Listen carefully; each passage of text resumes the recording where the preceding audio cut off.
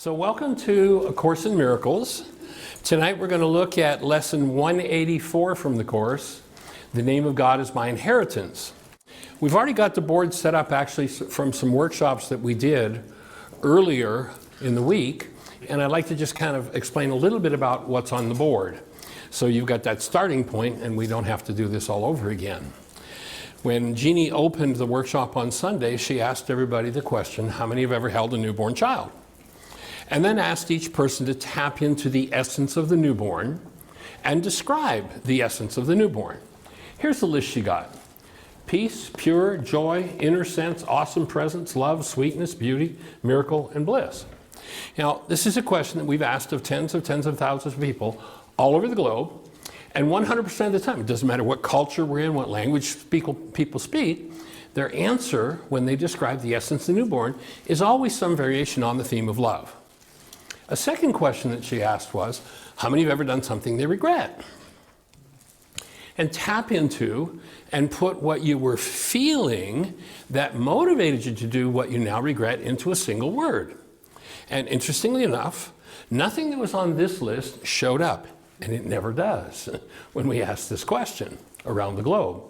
And so the answers that came for the feelings that motivated people to do what they regretted were bored, disconnected, anger, shame, guilt, rage, hopeless, terror, hurt, and grief. And there's a reason for that. And the reason is that if we're not functioning as love, as human beings, then the mind is using corrupt data to produce literally the world that we see. And you don't need to know any more about what's going on in the world than to know your mind is using corrupt data to know that your mind is off base.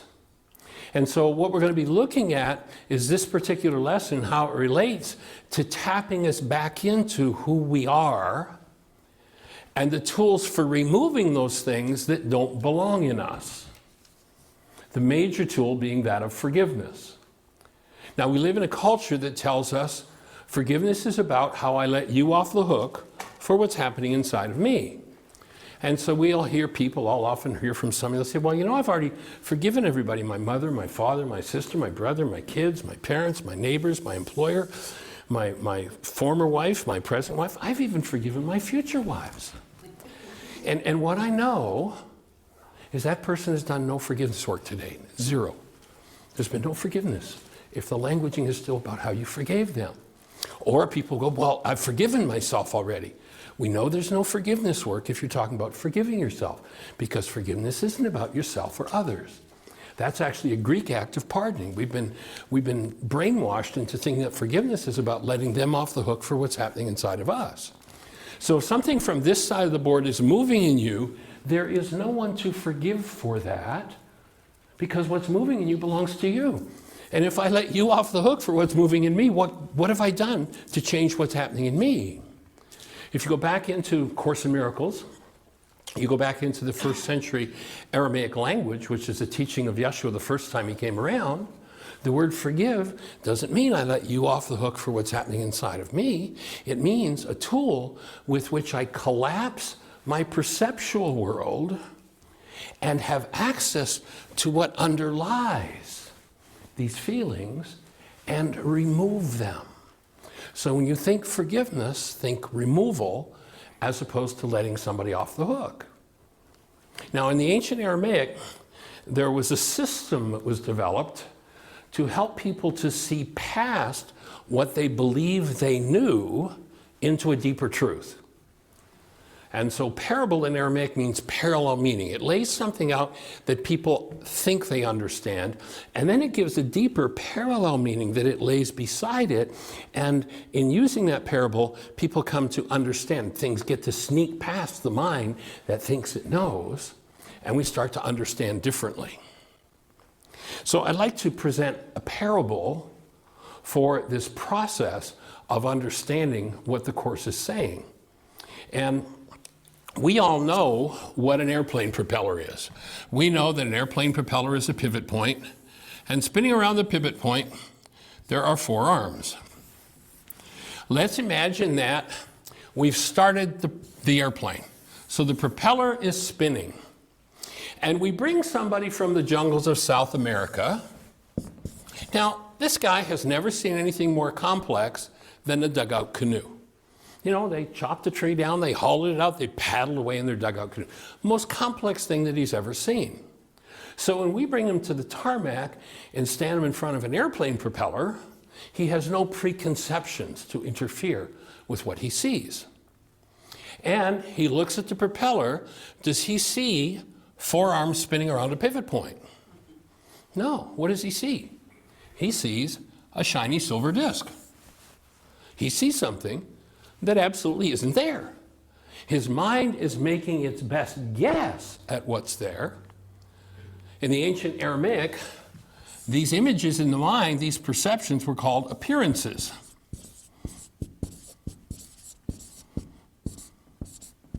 Remember, this man Yeshua says, don't judge by appearances.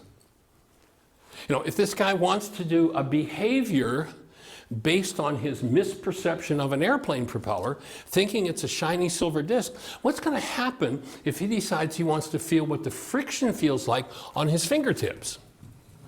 It's got a pretty serious problem happening, because he's not seeing what's there. And when we say to him, but sir, that's not a shiny silver disc, don't touch it.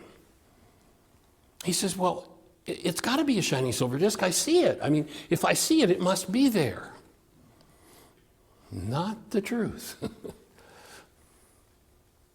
He might bring all of the authorities he knows from his jungle culture, you know, having access maybe to thousands of years of experts, and he brings them all to the tarmac, and they all stand there and insist that this is a shiny silver disc because they all see it.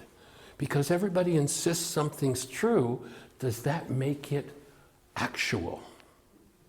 My offering is, no, it doesn't. And so the process of forgiveness, as taught in the Course, has nothing to do with the world of shiny, or of propellers. It has to do with the world of shiny silver discs. And it has to do with removing the root of our misperceptions. In fact, if we look at the picture in this man's mind, that picture is a symbol of the airplane propeller. And so here's where our lesson starts out. And it says, you live by symbols. You have made up names for everything you see. Everything becomes a separate entity identified by its own name. Now, I like to interject, along with these kinds of thoughts, Einstein, who's probably one of the most well-known teachers of a higher level of living than most on the planet. And he says this: if you think you're separate or separated from the rest of humanity, you're living in an optical delusion. Your mind is making up a symbol that's not accurate. And so this lesson goes on to say, by this you carve it out of unity. That is the symbol that you see. Now, the Course talks about in different places that there's no such thing as a body. You know, at no time does the body exist. And yet people see bodies. What is a body? Well, if we look at this metaphor, we see that the rate of spin of the propeller is too fast for his mind or his perceptual apparatus to keep up with, so his brain makes its best guess in making up its symbol. If he could see what was actually there, he'd be seeing these 4 arms spinning around a pivot point. Let's take it to the next level, and let's imagine that this is what we call a body. If you were able to see what we call a body, a symbol in the mind, if you're able to see what it was, you'd see this whirring mass of electrons, protons, neutrons, and light. You would not see a body. And when someone looks at that whirring mass of energy, they make up a symbol called a body. The only place the body exists is between our ears. There is no such thing in the world as a body. You know, we could go back and look at the lesson, which I think is perhaps one of the most important lessons in the course, that says, what is the world? And many people want to play in the realm of, you made up the world, where that lesson in the course starts out and it uses the word world in two different ways. And it says the world is false perception.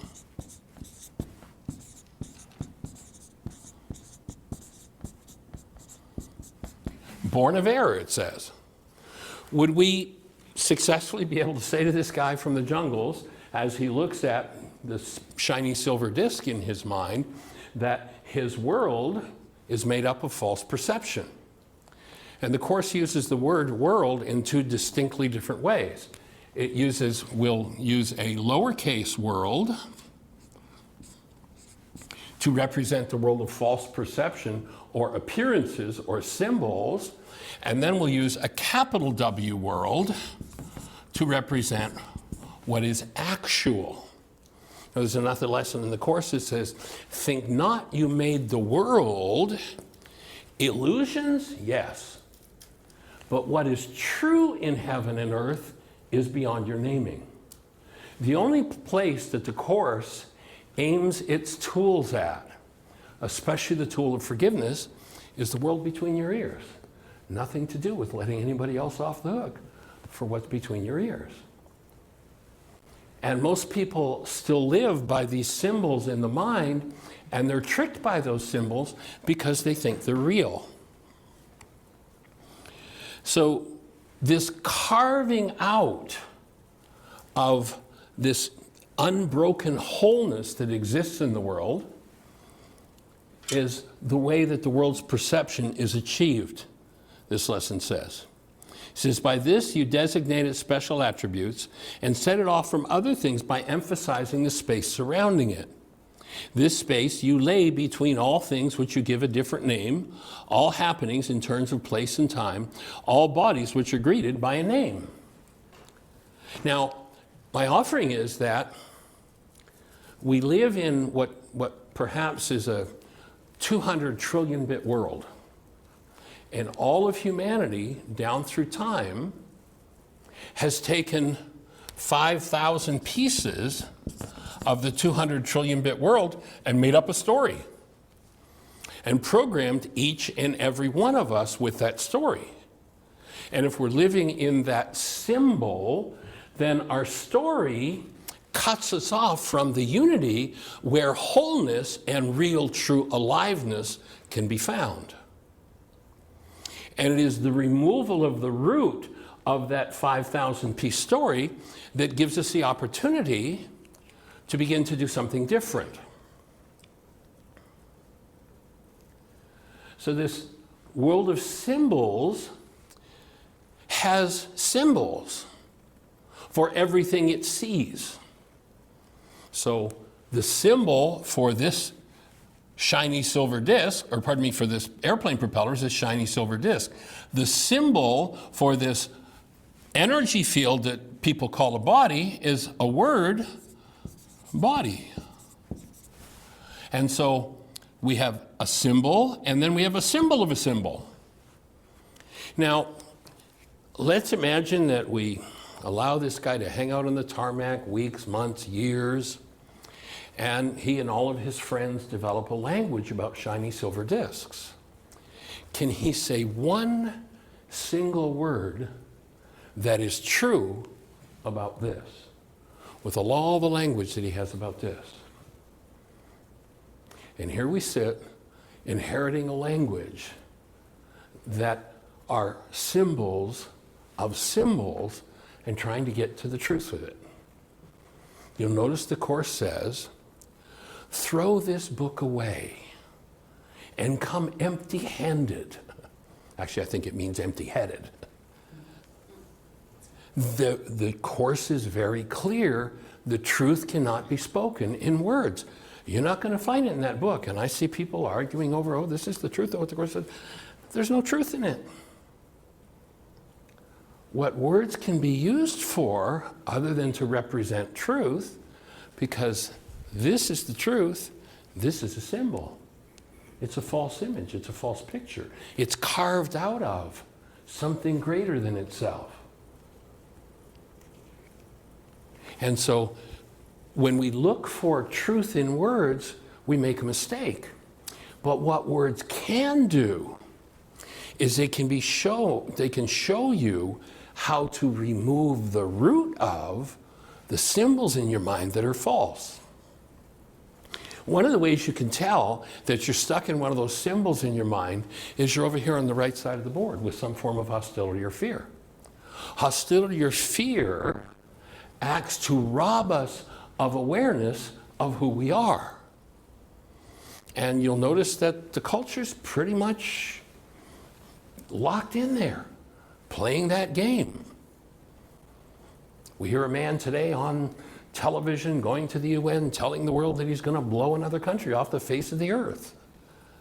How bizarre does that language get when it works with symbols of symbols that are based in false perception and convince us that there's something other than this unbroken wholeness. And I use that term to represent, or comes from a fellow named David Bohm, who's a physicist, who did some amazing work in the realm of really healing this idea of separateness. And he talks about that our true individuality can only be realized when we realize ourselves as part of this unbroken wholeness.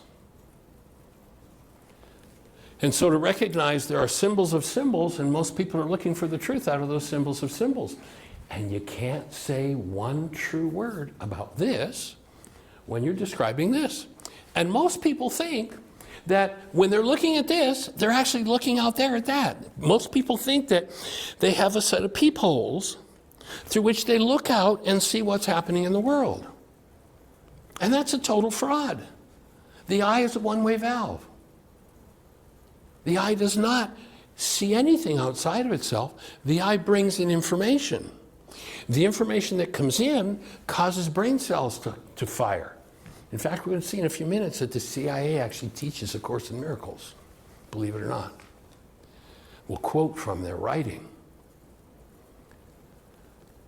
So we do not have eyes that see anything.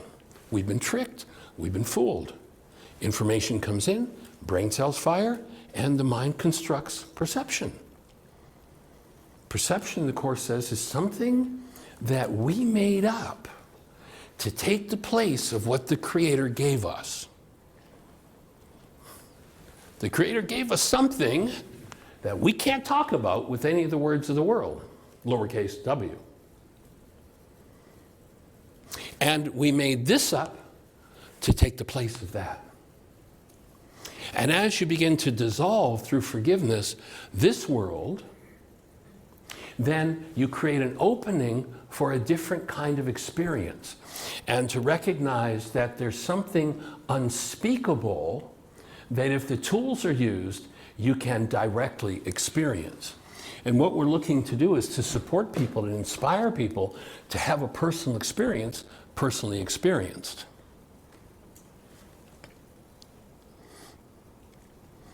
So this lesson goes on to say, this space you lay between all things, to which you give a different name, all happenings in terms of place and time, all bodies which are greeted by a different name. So we create these spaces that reflect separateness, but they're all part of a perceptual trick that we've been brainwashed to see. So this lesson goes on and says, the space you see as setting off all things from one another is the means by which the world's perception is achieved. Now, would that be the capital W world or the lowercase world? The world's perception. Clearly, the lowercase world. You see something where nothing is. You know, this guy sees a shiny silver disc. It's not there. As well, you see nothing where there is unity. A space between all things and you. Thus do you think that you have given life in separation. So this perceptual system operates off of the data that comes into it, and according to what data comes in, there are brain cells firing that produce this world that we see. Remember several years ago we had a woman, we have a teaching center in the Ozarks in southern Missouri called Heartland. We had a woman come, and she was a city girl and was kind of had fear about the outdoors, and we're in about 10 miles or 7 miles outside of a town of 200 people, so it's a pretty remote area. And she's in the building that she's in, and she goes out one night to get a drink of water, and she goes into the kitchen, and she sees a huge brown rat on the kitchen counter, and she screeches and runs back off into bed. When she gets up in the morning, she goes back into the kitchen, and there's a brown towel laying on the counter. But she didn't see a brown towel. She saw something that wasn't there, which is one of the things that fear does. If you go to lesson 46 in the course, it says, forgiveness undoes what fear has produced. It is a means by which illusions disappear. Now, in the Aramaic language, the word illusion does not mean what this culture calls it. The word illusion in Aramaic means measured. You remember Yeshua says, as you measure, it will be measured unto you. As you put information into this database, it will be fed back to you as the perceptual world that you see. You'll notice how often the Course talks about the world you see, the world you see, the world you see, the world you see, the world you see. Literally, perception is a construct that comes from inside of us. So this lesson goes on to say, by this split, you think you're established as a unity which functions with its own independent will. Then all kinds of images exist in our minds that motivate us to believe and to behave as though those images are true. Any image that's linked to hostility or fear isn't true about the creation. It's something we've measured into our minds, and then when it's stimulated into activity, it's measured back to us as pictures. We each have, you might remember a few years ago, the FCC in its great wisdom decided that instead of television programming being made of pictures, they decreed that all television broadcasts would become digital.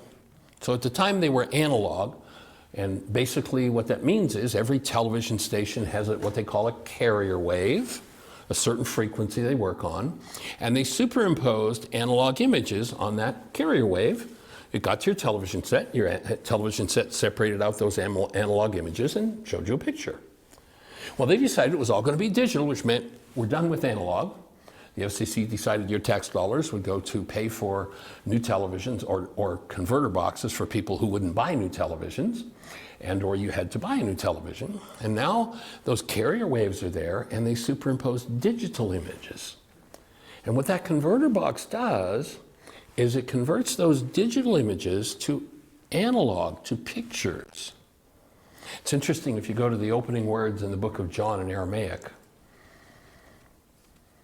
it does not say in the beginning was the Word and the Word became flesh. What it says is in the beginning was the mind energy and the mind energy became flesh. When we put digital information, mind energy into this system, we have a digital to analog converter. It turns it into pictures. We literally create a whole world out of those pictures. So if you go to the CIA's website, cia.gov, the Center for the Study of Intelligence has a book which you can download for free.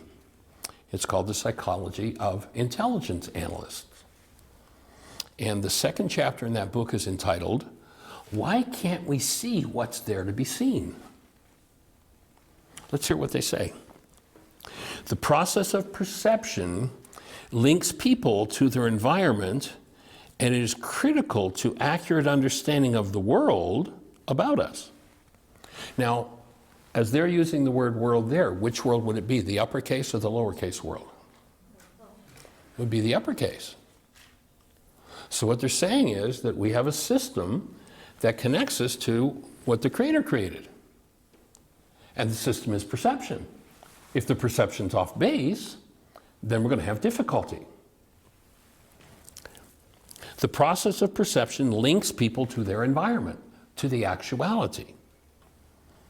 Accurate intelligence analysis obviously requires accurate perception. Yet research into human perception demonstrates that the process is beset by many pitfalls. Does that sound familiar from the course? Here we've got the CIA having the conversation. So they go on to say, people tend to think of perception as a passive process. There's some interesting Harvard research that says that in a time frame where 10,000 brain cells are found, there are actually 10,000 measurable units of electrical activity happening. The max amount of information that goes into the conscious mind, into our perceptual world, is 9 bits. So 10,000 brain cells fire,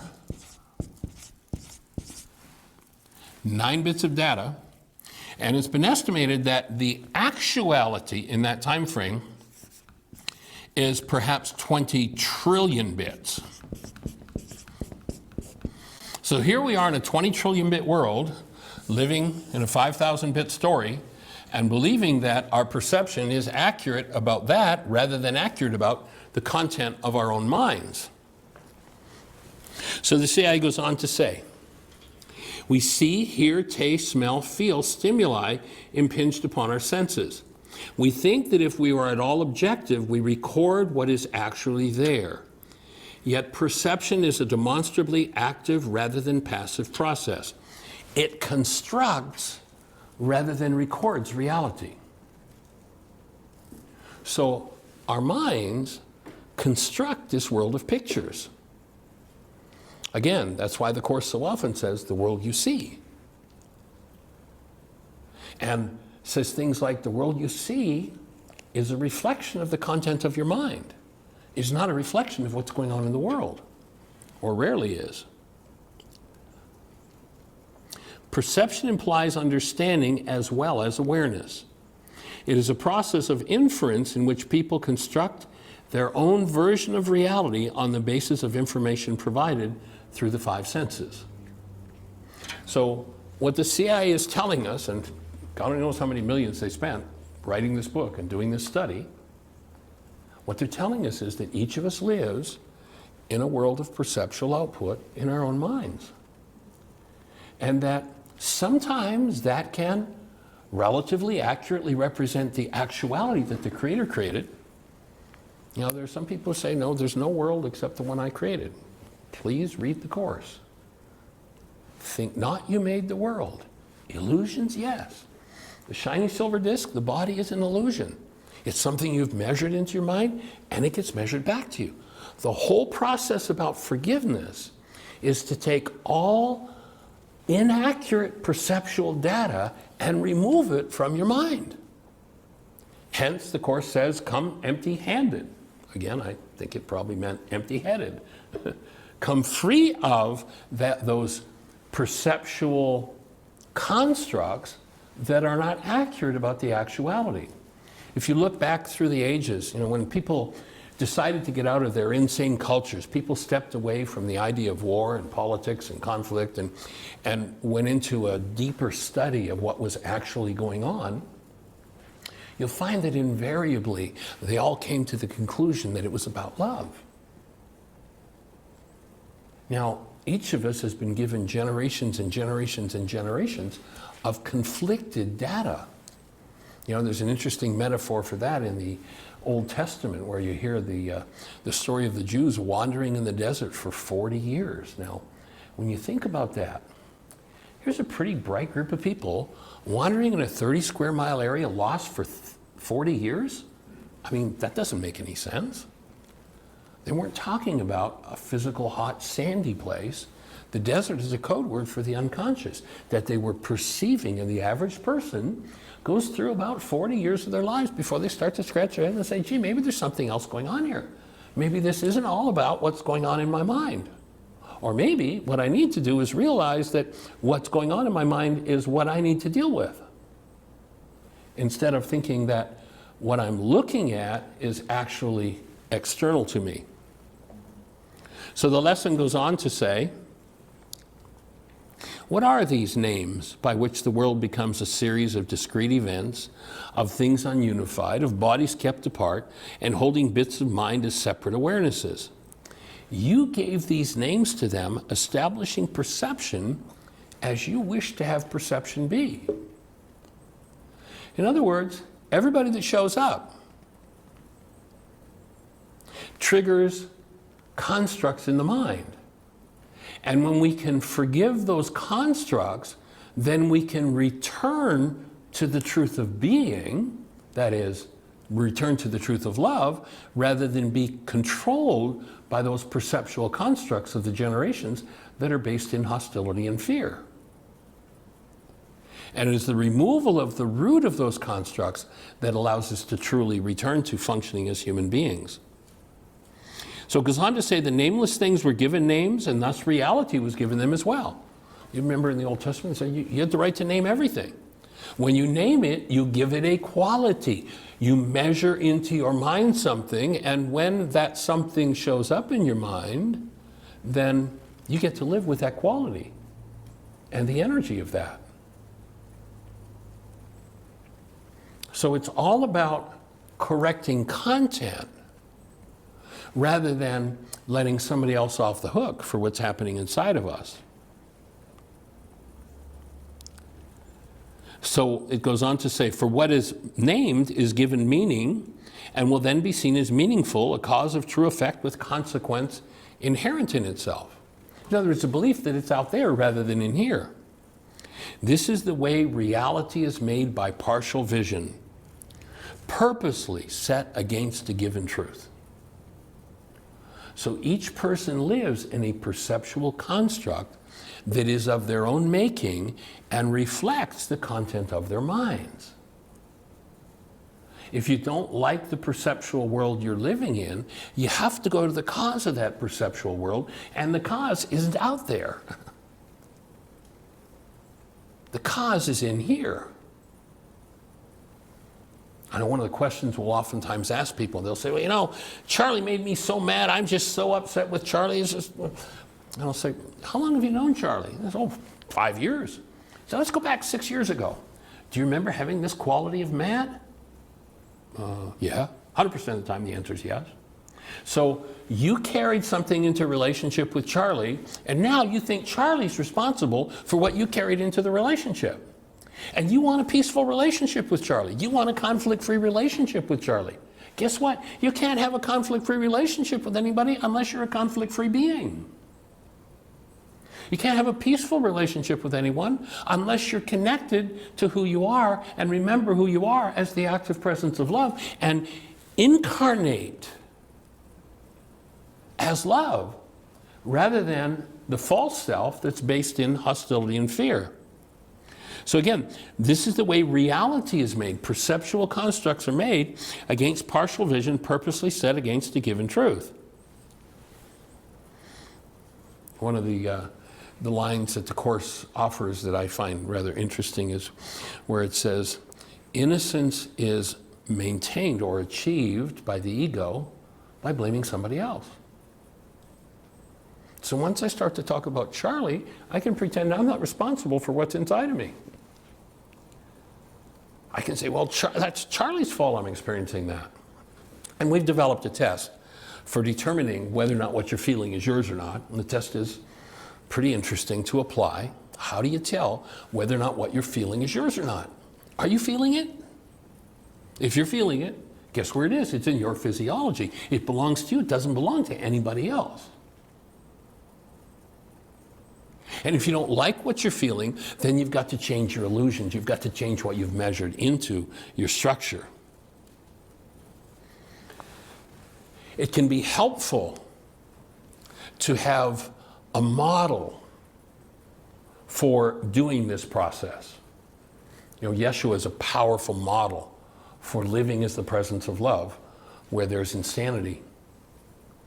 But there's another model that actually is available to us today on the big screen. Powerful, powerful film if you haven't seen it.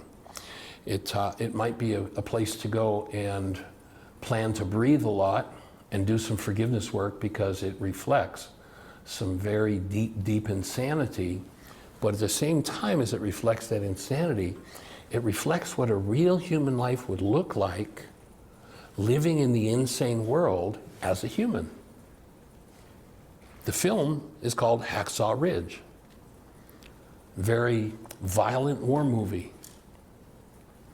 A young man named Desmond Doss, when he's a child, almost kills his brother. And he says, I will not do violence ever again.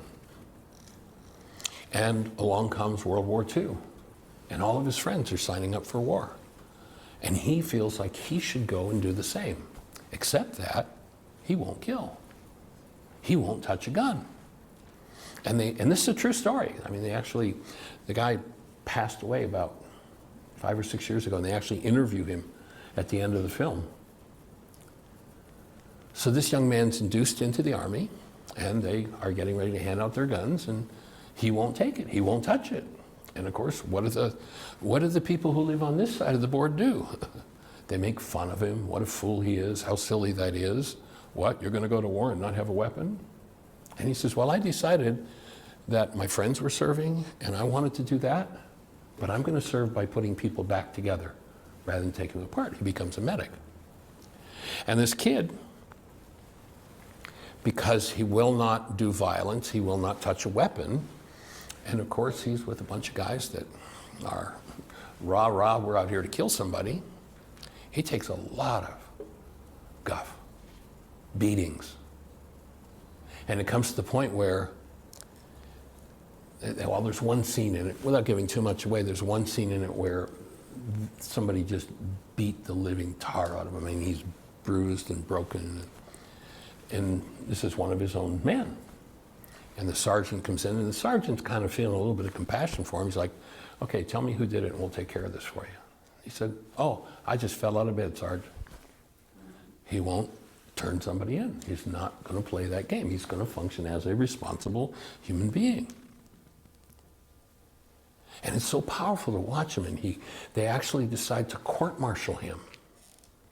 And that means that he's going to spend 16 years in prison because he won't touch a gun. And he says, well, if that's what I have to do, that's what I'll do, but I'm not going to renounce what I believe. Powerful thing to watch a human being do. Fortunately, his father, who's went through World War I, and his whole life is based in the trauma of his experience of World War I, was in the military with a man who's now a high-level general, and he contacts this general, and the general interrupts and says, this man wants to be a medic and save the lives on the battlefield, and you're going to allow him to do that. So they take him in, abuse after abuse after abuse, but they go to a very real battle in Japan, Hacksaw Ridge, and they are fighting this battle on top of this ridge, and they're not winning, and it's hell. And so the leader of the troops says, okay, guys, off the ridge. We're going to get out of here. We're going to call in the big guns off of the ship that's offshore and get them to blast these Japanese. And so all the tough guys who play the game of no man left behind, they show a couple of scenes where they've got an excuse for, well, that guy's not going to live anyway, so we'll just leave him here. Let's get the hell out of here. And they all go off the ridge except for this one young man. And there's a powerful statement in the scriptures that talks about, you can be on a battlefield, if you're in harmony with me, you can be on a battlefield where 1,000 or 10,000 are killed and you can't be touched. So this young man stays up on top of the ridge, and there are these 16-inch guns that are just lobbing hellfire all along the ridge. And you watch him, it's such a great demonstration of the principle, because he sits there and he waits for guidance. And he says, God, show me how to get one wounded man off this ridge. And you watch him, and he walks between the shells. True story. And he finds a man who's injured, and he lowers him, I don't know, 100 feet or so down the ridge. The soldiers, the tough guys who no man left behind, watch this, and they're like, oh, where did that come from? None of the tough guys go up to help him. After he's let that man down, he sits. He says, God, show me how to get one more. And he goes and finds another injured man, and he lowers him down the ridge. And he does it again, and again, and again, and again. 75 men who would have been dead up there, he lowered one at a time. And he didn't differentiate. He was a human being. There's actually a scene in it where he'd be tried for treason because there's a Japanese man who's injured, and this Japanese man is obviously terrified because he can't do anything, and this guy is there, and he comes over to him and he gives him some morphine and some care.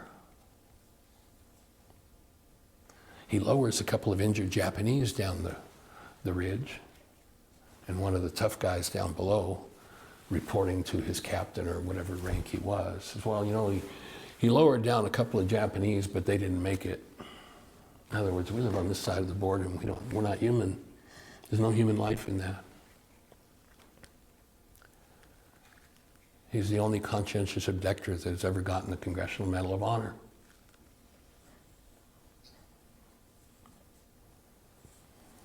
Single-handedly functioning as a human being. Yeah, there's a little story in the back of my book called Each Moment. It goes like this. Each moment of love, each moment of giving, each moment of happiness is a moment of living. Each moment of lying, each moment of resentment, each moment of lying is a moment of dying. All our moments add together like the digits in a sum, and the answer tells us plainly whether our life or death shall come. What do we do with each moment? When the stress is up and the chips are down, and this corrupt data is operating in us, what do we do with it? And if we function as human beings, and for me, this film is just such a powerful example to watch somebody under the worst conditions you can imagine choosing to function as love. And he does it. Several of the people that he saves are people that beat on him, wailed on him, tried to destroy him. It didn't matter to him. He had nothing but human life in him. Each of us is capable of that because each of us is a human life. But if we've inherited a multi-generational database that the world calls a body-mind unit that has all kinds of hostility or fear, then we can only begin to function as that which we are when we start to claim that which we are is done by naming ourselves that which we are, as this lesson talks about. The name of love is my inheritance. And it's when we claim that inheritance that we actually really, truly begin to function as we're designed to. This lesson goes on and speaks about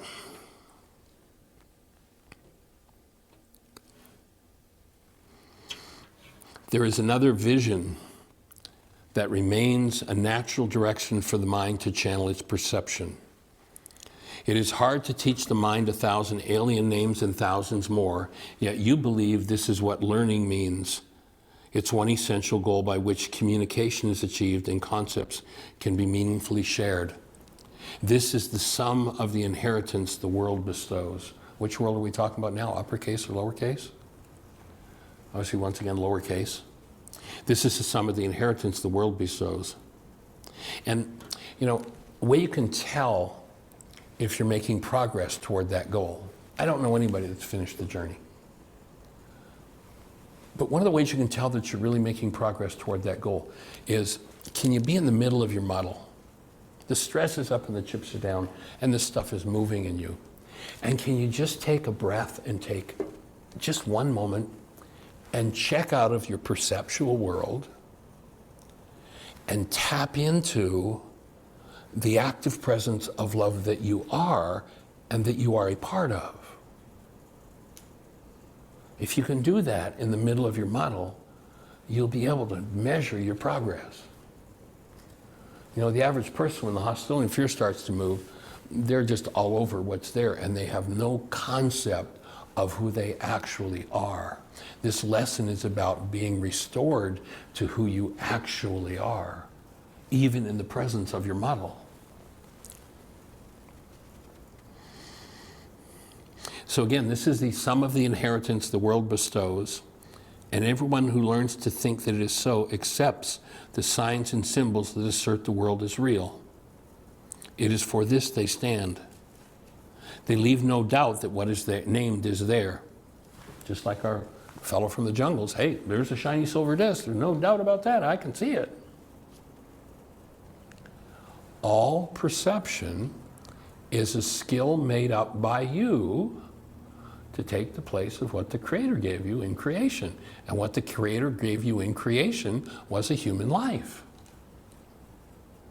Hold the newborn if you ever forget that. Tap into the truth of who we are as human beings. So the world, when it names something, leaves no doubt that it is there because it's been named. It can be seen as anticipated, and what denies it is true is but illusion, for it is the ultimate reality. To question it is madness. And you watch this young man as he questions all of the violence and all of the viciousness that he's surrounded by. He simply says, I don't choose to live there. And they're so bewildered watching him. These guys whose language and lives are based in hostility and fear and tough guy and all of that, they just can't comprehend that there's another way to live, that there's another possibility.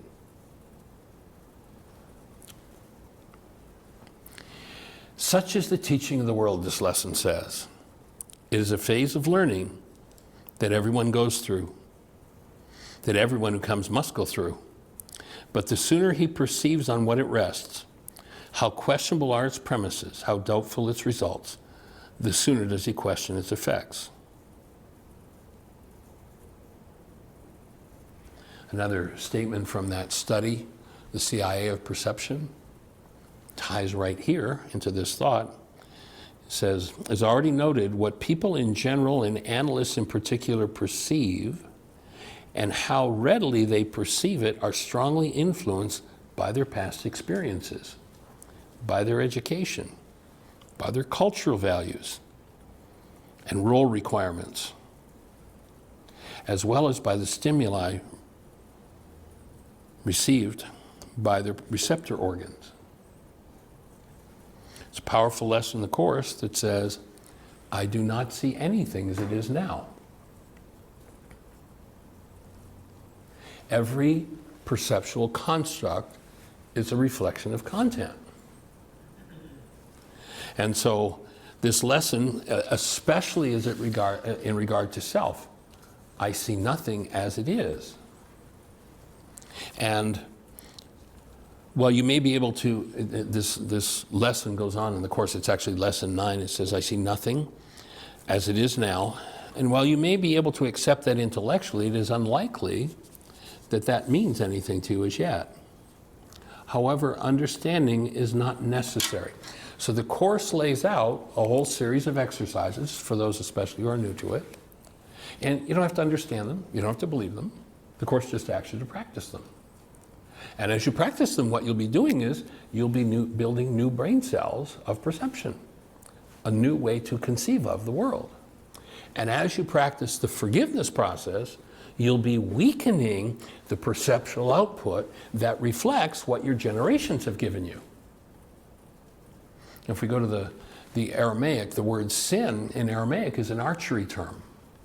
It's got nothing to do with anybody's identity. It's an archery term. And when you fired at the target and you missed the bullseye, the scorekeeper simply yelled sin. It's just, you're off the mark. And when you realize that this energy system is a device that stores every frequency that comes to it. If we listen to Einstein, Einstein says this, on such things as matter, we have been all wrong. There he is, he's right with the Course. We've been all wrong. What we have heretofore called matter is energy, energy whose vibrations have been so lowered as to be perceptible to the senses. There is no matter. Einstein says, right in full agreement with the Course, there is no matter. There is no material world. Well, Michael, you know, I have this body. Look, if I clap my hands together, they're obviously material, they're obviously solid because they stop each other. Well, actually, if you start to do a little study of physics, you'll find that the reason your hands appear solid to each other is because they have a similar atomic magnetic structure, and that means they create interference patterns for each other. But if I were to, let's say, make my left hand out of radio waves and clap my hands together, what would happen? Obviously, my hand would pass right through. This can't be solid if a radio wave passes through it. Its appearance is solid. But that's a construct of the mind, just like the shiny silver disc is a construct. What if I made both of my hands out of radio waves and clapped them together? They'd appear solid to each other. Nothing solid, obviously, about a radio wave. But they appear that way because of, and that's what interference is basically in your radio or your television set, are simply foreign waves to the construct of the picture or the sound that's being shown to you, and they create interference patterns. That would be the equivalent of your hands appearing to be solid to each other. So as we recognize that this energetic world is different than what we've been taught, we start to see things differently. And the Course is saying, you don't have to understand it, all you have to do is practice it. So it goes on to say in this lesson 9, in fact, the recognition that you do not understand is a prerequisite for undoing your false ideas. In other words, the more you insist that what you see must be true, you know, you've got to allow at least a little bit of a question to come in to go, maybe that isn't a shiny silver disc. And if I can put that question in, then I open a space. Maybe I'm not a body. Maybe they're not bodies. Maybe this hostility that I'm experiencing isn't caused by something outside of you. Maybe it's caused by something inside of me. You know, there's another lesson in the Course that talks about nothing that you refuse can be brought into perceptual awareness. So the practice of the lessons builds brain cells, builds content that allows a different reflection to occur. And as the reflection changes, you know, how many have read a particular passage in the Course? You read a paragraph, and after you finish reading, you go, what did I just read? Let me read that again. I'm sure I just read something, but I don't remember what it was. Let me read it. And you do that 3 or 4 times, and it's like, what happened? And then you go back 6 months later, and you read that paragraph, and it's just, that's as simple as ABC. What was difficult about that? The Course is written in a way that energetically it puts you into process. And process means conflicting energies come to the surface mind together. And when conflicting energies come to the surface mind together, there's confusion. You know, if I took, let's say, a red light and I shone it on the board, and I took a blue light and I shone it on the board, and I took a green light and I shone it on the board, each in a different place. Now, we know scientifically there's no such thing as red, blue, or green, that they're interpretations of the mind, but all they are different wave shapes. What if I took all 3, red, blue, and green, and shone them on one spot on the board? I wouldn't get clarity on any one of them because those energetic patterns are additive and subtractive, and I'll get a confused mesh of colors. When you read a passage in the Course that resonates conflicted information in you, truth moving into the mind, while untruth is surfacing in the mind, does exactly the same thing. It creates confusion. Oh, I'm sure I read that. Let me go back and read that again. And then once you've clarified that part of your mind, you can go back and read that passage, and it's just as simple as ABC. How could I have ever misread that? That's part of the undoing and the healing process as one proceeds with the Course.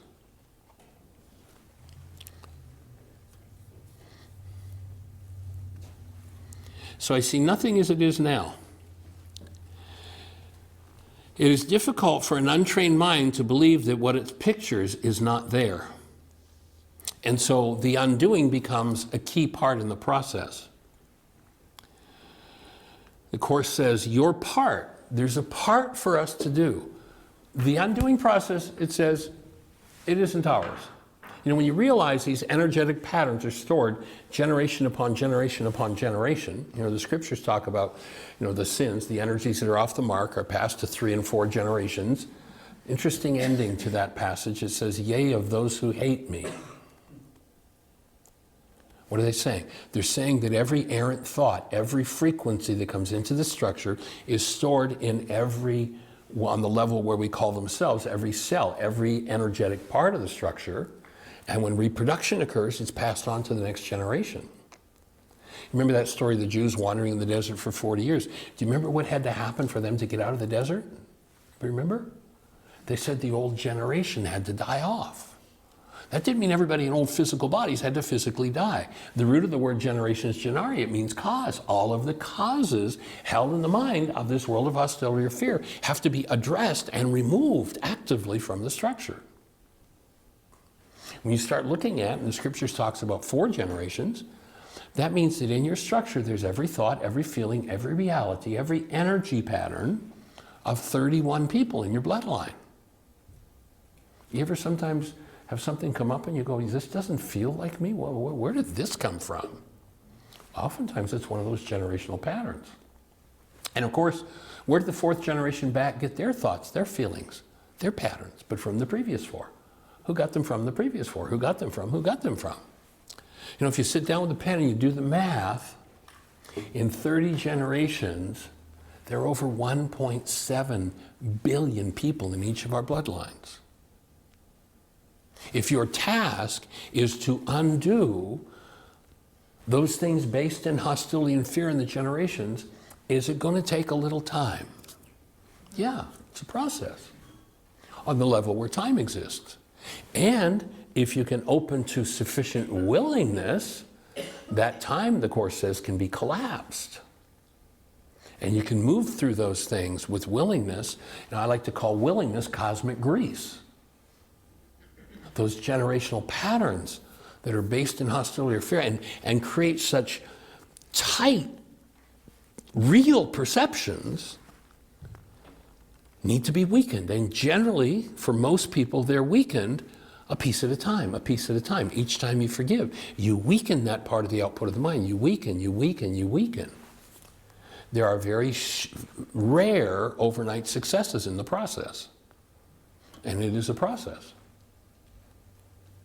So each of us is going to tend to go back and have to work through those things, all the while our minds, when these things are stimulated in us, show us a world that justifies those things moving in us and shows us a world where those things are caused by somebody outside of us. To bring back the ownership, to bring back the responsibility. So what the Course says is your part is to merely return your thinking to the point at which the error was made and give it over to the atonement and peace.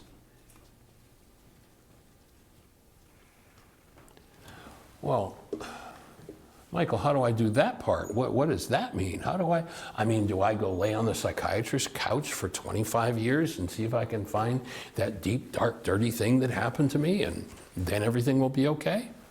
No. The Course tells you that your part is forgiveness, is to do your part in the forgiveness process. And for me, there are only 2 places. I've been doing this work for almost 50 years. And I started when I was 4, by the way. And there are only 2 places on the planet where I have found a specific, exact technology for how to forgive. And what forgiveness does, I offer, is that forgiveness collapses the perceptual world. And when the perceptual world is collapsed, then the underlying energy that is embodied in the capital W world, that of love, is allowed to enter. So a different mind begins to operate within physiology and within perception. But if you don't collapse the current perception, there's no room for that mind to move in. And what the forgiveness process does, if you look at it from the first century Aramaic, is it collapses perception, and when perception is collapsed, whatever's in the mind that makes up the appearance, the perception of the moment, when that perceptual reality, that construct collapses, it collapses in on itself. And when it collapses in on itself, whatever the root is. We were at Heartland a couple of years ago, and there was a young woman there who all of a sudden came up with feelings and thoughts around being sexually abused. And she was pretty distraught about it. But she said, you know, I don't think that ever happened to me. And so I suggested that she ask to be shown. And all of a sudden, a picture of her grandmother came to mind. And her grandmother, who she didn't know, her grandmother had passed away by the time she was 3 or 4, so she had some vague recollection of her, but no knowledge of her. But her grandmother's face came square in her mind and explained to her how she had been sexually abused by her husband, this girl's grandfather, her whole life with him. And so, hence the memory of sexual abuse for her. That just opened a space for a monumental piece of healing. And these generational patterns are not something that you figure out. One of our workshops called Codependence to Interdependence, and in that workshop, I point out what I call the pseudo-solutions of the non-being mind. And the number one pseudo-solution of the non-being mind is, if I could just figure this out, then everything would be okay. No, if you could just do your part, do your work, then everything will be okay. But trying to figure it out, you know, if we took everybody in the room and we asked you your age and we wrote down all your ages and we took away 6 from each age, we'd have the number of years that people in the room have been trying to figure it out, because that's what the world tells us. All we have to do is use our minds to figure it out. When the truth is, in order to heal, you have to be out of your mind. You have to be able to collapse that thing. And to be able to collapse it, you've got to know what drives it. Only 2 places on the planet is a specific technology available. One of them is the first century Aramaic language. And interestingly enough, in the Aramaic language, the word forgive is shabag or shabak. And that word means to cancel. Now, if I'm in disturbance and it seems to be about somebody else, do I cancel them? That's murder. That might not work too well. Do I cancel myself? No, that's suicide. That's probably not a good idea. What do I cancel? When you understand what drives this perceptual system, then you have the key to collapsing perception and returning your mind to the point at which the error occurred. I've been working with this particular principle for almost 37 years from the Aramaic, from when I first discovered it.